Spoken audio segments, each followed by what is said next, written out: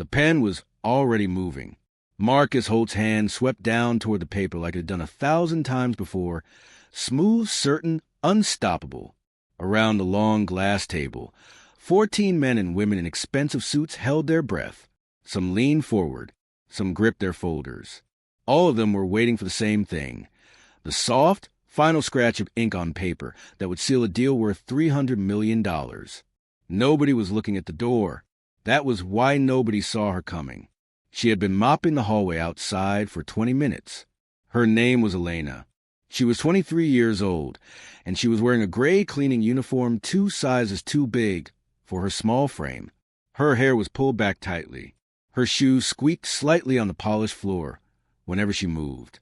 She was the kind of person that people in buildings like this looked straight through, the kind of person whose face you forgot the moment she left a room. But Elena was not thinking about any of that right now. She was thinking about her mother. She was thinking about a little girl in a hospital bed. And she was thinking about the document on the other side of that glass wall, the one that nobody in that room truly understood. Not really. Not the way she did. Her mop handle trembled in her hands. Her chest felt tight, like something was sitting on it. Every single part of her brain was screaming at her to walk away. You are nobody. That voice said, you are the cleaner. You mop floors. You do not walk into rooms like that. She looked through the glass. The pen was already moving. Elena pushed open the door. The sound was small, just a soft click of a door handle, but in a room that quiet, it landed like a thunderclap. 14 heads turned. Marcus Holt looked up. He was not a man who liked to be interrupted. At 51, Marcus was the kind of man that entire rooms rearranged themselves around. Tall, sharp-eyed, with silver hair cut close and a jaw that always looked like it was deciding something. He had built his company from a single rented office into one of the most powerful healthcare investment firms in the country. He had eaten bigger problems than a maid at a door for breakfast. He stared at her. She stared back. For one strange, stretched second, nobody in the room breathed. Then Marcus opened his mouth, and Elena spoke first. "Boss," she said. Her voice cracked on a word, but she pushed through it. "Don't sign that." The silence that followed was the loudest silence Elena had ever stood inside. Someone at the far end of the table made a noise, a short, disbelieving laugh, quickly swallowed. One of the lawyers shifted in his chair. Another reached for his phone. A woman in a red blazer blinked slowly, as if she wasn't entirely sure what she had just witnessed. Marcus Holt did not move. His pen was still touching the paper. His hand had stopped mid-motion, frozen in a way that seemed almost impossible for a man like him, a man whose hands were always moving, always signing, always reaching for the next thing. But there it was, perfectly still. He was looking at Elena the way you look at something that doesn't fit, like a crack in a clean wall, like rain on a sunny day. "I'm sorry," he said, and his voice was dangerously quiet. "Who let you in here?" Elena's knees wanted to buckle. She told him not to. "My name is Elena Vasquez," she said. "I work on the 14th floor. Sir, I know what that document is. I know what it does. And I need you to hear something before you sign it, please." The please cost her something. She felt it leave her. Marcus leaned back slowly in his chair. He looked at her the way a judge looks at something unexpected on his desk. Not angry yet, just calculating, just deciding what category to put this in and what to do with it once he did. "You have 30 seconds, he said. Later, some of the people in that room would say they didn't know why he gave her even that much. Marcus Holt did not give strangers 30 seconds. Marcus Holt did not pause deals for cleaning staff. It wasn't cruelty. It was just the mathematics of the world he lived in, where time was the most expensive thing on the table and sentiment was the most dangerous leak you could spring in a negotiation. But something had made him pause. Maybe it was the way she hadn't flinched when he looked at her. Maybe it was a shake in her voice that somehow made her words feel more serious, not less. Or maybe, and this was a thought Marcus would never say out loud, not to any of those lawyers or executives or investors, maybe it was something behind her eyes, something he recognized, something that looked, for just a flicker of a moment, like the way his daughter used to look at him when she needed him to stop moving and just listen. He pushed the thought away. 30 seconds, he repeated. Elena took a breath, so deep her shoulders rose with it. My mother was a night nurse, she said.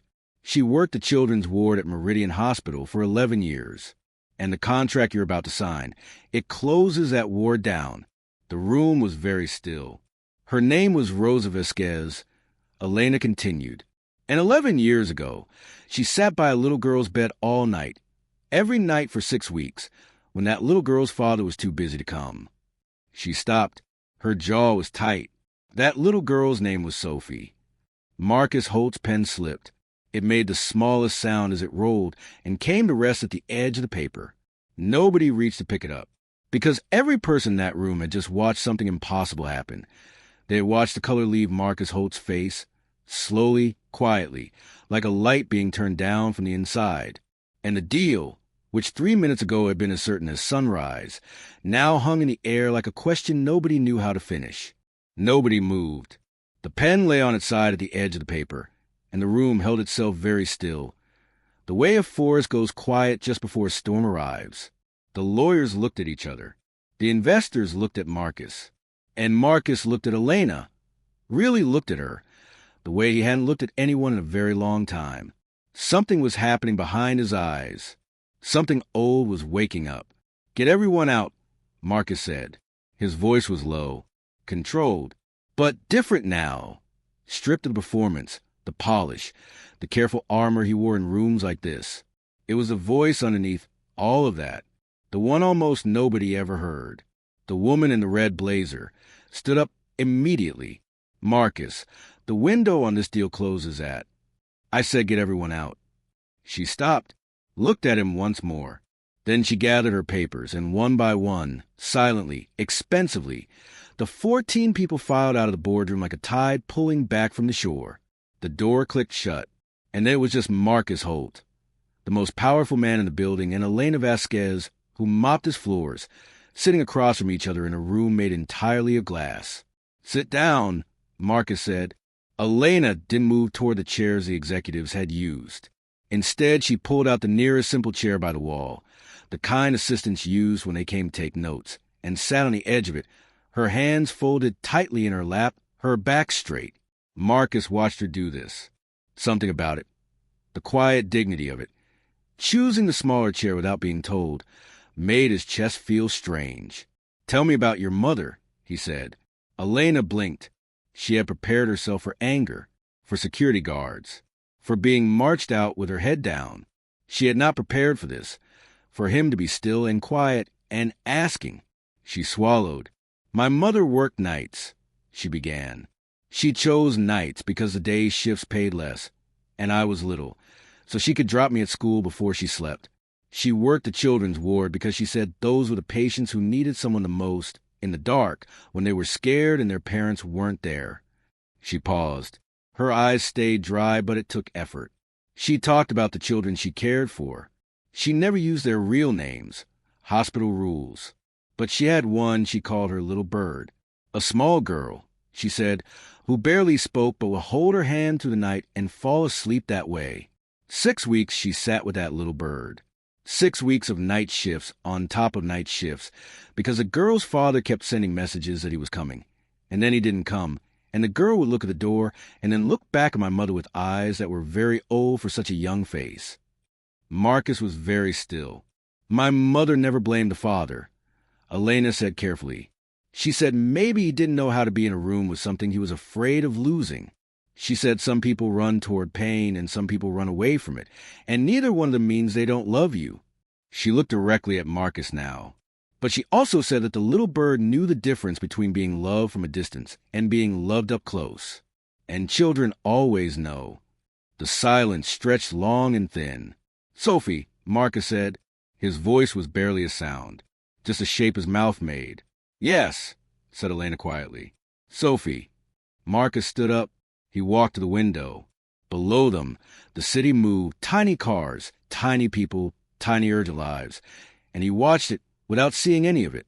His reflection in the glass looked older than he felt, grayer, more tired than a $300 million deal should make a man look. She's better now, he said. It wasn't really a question, but it wasn't quite a statement either. It was something in between, a man reaching for a fact to hold on to. "She is," Elena said. "The ward helped to get better. The doctors there, the nurses, people like my mother, they kept that ward running through 2 funding cuts and a renovation that took 8 months longer than it should have. They kept it running because they believed in what it was for." She paused. "The contract you were about to sign redirects all remaining funding. The ward closes in 60 days. Marcus turned from the window. "I have 17 advisors," he said, and there was something almost hollow about his voice now. "Analysts, risk assessors, people whose only job is to tell me what a decision costs and what it earns. Not one of them told me that." "They told you what it costs in money," Elena said. "Nobody told you what it costs in people." He looked at her for a long moment. She did not look away. This was the part Elena had not expected. That he would not be monstrous. She had spent 3 sleepless nights preparing herself to face a monster. Cold, unreachable, armored in wealth and indifference. But the man standing in front of her now was something more complicated, and somehow sadder than a monster. He was a man who had made 1,000 small choices, each one feeling reasonable on its own, each one pulling him slightly further from the person he had meant to be, until one day, without noticing, he had ended up on the wrong side of something that mattered enormously. That was almost harder to look at than cruelty, because cruelty, at least, knew what it was. "My mother kept a promise for you," Elena said. Her voice was gentle, but it did not wobble. She never told Sophie who she was really waiting for. She never let her stop believing you would come. Every night she told her, "Your father is a busy man, but busy is not the same as gone. She held your place open, sir, for 6 weeks." She folded her hands a little tighter. "I am not here to make you feel guilty. I am here because my mother cannot be here. She passed away last year. And before she did, she told me about the ward and what it meant. She told me about the little bird. And she told me," Elena's voice dipped just briefly, "she told me that some things are worth being afraid to say out loud." Marcus's jaw moved. He pressed his lips together once, hard, the way a man does when he is deciding whether something is going to break him. Then he walked back to the table. He picked up the pen. Elena's heart stopped. He looked at the contract for a long, long moment, at his name on the line, at the clean, important language that turned living things into numbers, and then he set the pen down on the opposite side of the paper, away from the signature line, with the quietest, most deliberate sound she had ever heard. "I need to visit the ward," he said. Elena exhaled. The breath shook on the way out. "I'll call for a car," she said. And Marcus Holt, for the first time in longer than he could honestly remember, said, "Thank you." The hospital smelled like clean sheets and quiet hope. Marcus had forgotten that smell. Or maybe he had never really let himself notice it. The last time he'd been in a hospital, he had moved through it like a man on a mission, eyes forward, phone in hand, telling himself he would slow down when the deal closed, when the quarter ended, when things settled. Things never settled. The deal always became another deal. And somewhere in the middle of all that forward motion, he had missed the most important thing: standing still. He walked through the entrance of Meridian Hospital with Elena 2 steps beside him, and no assistant, no entourage, no one holding a briefcase or schedule. Just a man in a good suit who felt, for the first time in a very long time, remarkably small. The children's ward was on the 3rd floor. The elevator doors opened and the sound changed immediately, softer, rounder, full of small voices and the occasional beep of a monitor somewhere down the hall. A boy of about 6 sat in a chair outside one of the rooms, wearing a paper crown that a nurse had clearly made for him, looking very serious about it. A woman was reading aloud to 2 children through an open doorway. Drawings covered the wall beside the nurse's station. Crayon suns, lopsided houses, stick figures holding hands. Marcus stopped walking. He stood in the middle of the hallway and looked at the drawings. A nurse approached, mid-40s, practical shoes, the look of someone who had answered the same 3 urgent questions before breakfast every day for 20 years and found a way to remain kind through all of it. "Can I help you?" she asked, looking between Marcus and Elena with calm, professional curiosity. "My name is Marcus Holt," Marcus said. I'm the executive director of Holt Capital. I believe my company was about to make a decision that affected this ward. I came to understand that decision better before I make it final." He paused. "If you'll have me." The nurse studied him for a moment. "I'm Diane," she said. "I've worked this ward for 9 years." She tilted her head slightly. "You'd better come and see what you were about to walk away from." Diane walked him through all of it. She showed him a therapy room, where a young boy named Caleb was relearning how to hold a pencil after a long illness, his tongue pressed between his teeth in fierce concentration. She showed him the family room, where parents slept on pull-out chairs because they could not bring themselves to go home. She showed him the records, not the financial ones, but the real ones. Recovery rates, discharge outcomes, the careful handwritten notes nurses left each other at the end of shifts about which child was frightened in the dark and which one needed a window open to sleep. She showed him Rosa Vasquez's old locker. Still had her name on it. Nobody had taken the small paper flower taped to the door. Marcus looked at it for a long time. "She was here every night?" he asked quietly. "Every night," Diane said. Rosa believed that night was when the children needed someone most. When it's dark and the ward is quiet and the day visitors are gone, that's when they feel it. The missing. She used to say, "I am the night shift of love." That was Rosa. Elena, who had been very quiet for a long time, turned and looked at the window at the end of the hall. Her shoulders moved once. Just once. Marcus did not pretend not to notice. He did not fill the silence with something useful or efficient. He just let it be what it was. Then he asked to meet Sophie. It was a thing he had been circling the whole visit, the question sitting in his chest since Elena had said her name in the boardroom. And when Diane looked at him carefully and said, "She's here today," actually, routine follow-up, Marcus felt his legs go slightly uncertain beneath him. She was sitting in the consultation waiting area with a book open in her lap. 17 now, lean and clear-eyed, with her mother's dark hair, and Marcus noticed with a lurch his own jaw, the one he saw every morning in the mirror. She looked up when he appeared in the doorway.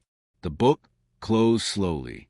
"Dad," Sophie said, "not cold, not warm, just true, just a word, carrying all the weight a single word can carry when it's been waiting a long time to be used." "Sophie." His voice came out rougher than he intended. "I should have come." She looked at him steadily. She had the eyes of someone who had decided, at some point during a very hard time, that she was going to be okay regardless, that she was not going to hand the power over her happiness to someone who kept not showing up. It had made her self-contained in a way that was quietly heartbreaking. "You're here now," she said finally. "Not forgiveness, not yet, but a door left slightly open." Marcus sat down in the chair across from her. He did not look at his phone. He did not check the time. He did not mentally draft the next conversation he needed to have or calculate how long this could take. He just sat there, with his daughter, in the hallway of the ward that had kept her alive while he was busy becoming successful, and he let the quiet be enough. He didn't sign the contract. Not that day. Not in its original form. What he signed, 3 weeks later after a complete review of the ward's funding structure, was something different. A revised agreement that protected the children's unit, expanded its capacity by 30%, and included a transparent reporting process, so that every future funding decision would require direct consultation with the medical team on the ground. He created an internal position, a human impact assessor, they called it, whose only job was to ask the question Elena had asked in that boardroom. What does this cost in people? The lawyers took a little longer than usual. The investors asked some uncomfortable questions. 2 of them walked away. Marcus let them walk. Elena went back to work on the 14th floor. She mopped the same hallways, pressed the same elevator buttons, nodded to the same faces that looked straight through her. But something was different now. Not in the building, not in the people, but in herself. She walked differently. Not louder, just more settled. The way a person walks when they have done something they know their mother would have been proud of. She kept the paper flower from Rosa's locker. Diane had pressed it into her hand the day they left. It was folded small in Elena's pocket now, soft with age, and she touched it sometimes when the mornings were hard. In the boardroom on the 42nd floor, the original contract sat in a drawer and signed. Marcus had kept it. not as a trophy and not as a wound, but as a reminder, the kind you keep close so that the lesson doesn't get comfortable enough to be forgotten. He had framed one sentence from it, the financial projection buried in paragraph 9. The ward's operational costs exceed projected returns and therefore constitute a liability. He had crossed it out in red. Underneath he had written, in his own handwriting, the thing Elena had said to him in the car on the way back from the hospital, when it asked her why she had been brave enough to walk through that door. My mother said some things are worth being afraid to say out loud. He read it every morning before the first meeting of the day. On the ward's new mural, painted by the children themselves, enormous and beautiful and completely structurally unsound as art, there was one small figure in the bottom corner that nobody had requested and nobody had planned. A woman in a gray uniform, mop in hand, one arm raised like she was waving, or maybe like she was pushing a door open. Caleb had painted her. When Diane asked him who it was, he shrugged in a way 6-year-olds shrug when adults ask questions about things that seem obvious. The lady who fixed it, he said. Diane looked at the small painted figure for a long time.